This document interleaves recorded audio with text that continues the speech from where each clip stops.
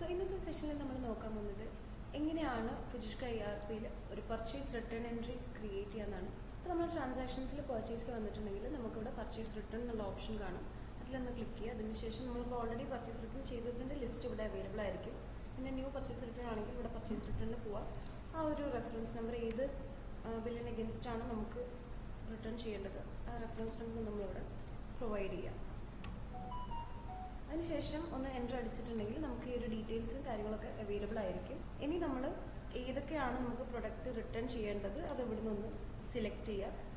ഇവിടെ നമുക്ക് എത്രയാണ് ക്വാണ്ടിറ്റി കൊടുക്കാനുള്ളത് അല്ലെങ്കിൽ എത്രയാണ് റിട്ടേൺ ചെയ്യേണ്ടത് എന്നുള്ളത് ചെയ്യുക. ഇവിടെ യൂണിറ്റ് നമുക്ക് സെലക്ട് ചെയ്യണമെങ്കിൽ ഇത് സെലക്ട് ചെയ്യാം. അതിനുശേഷം ഇവിടെ ഒന്ന് ടിക്ക് ചെയ്യാം.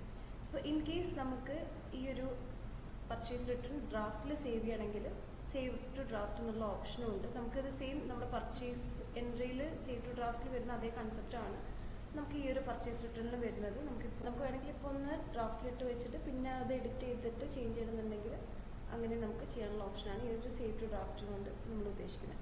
ഓക്കെ, അതിനുശേഷം റിട്ടേൺ ഐറ്റംസ് അടിച്ചിട്ടുണ്ടെങ്കിൽ ഈ ഒരു പർച്ചേസ് റിട്ടേണിൻ്റെ എൻട്രി കംപ്ലീറ്റ് ആയിക്കോളും.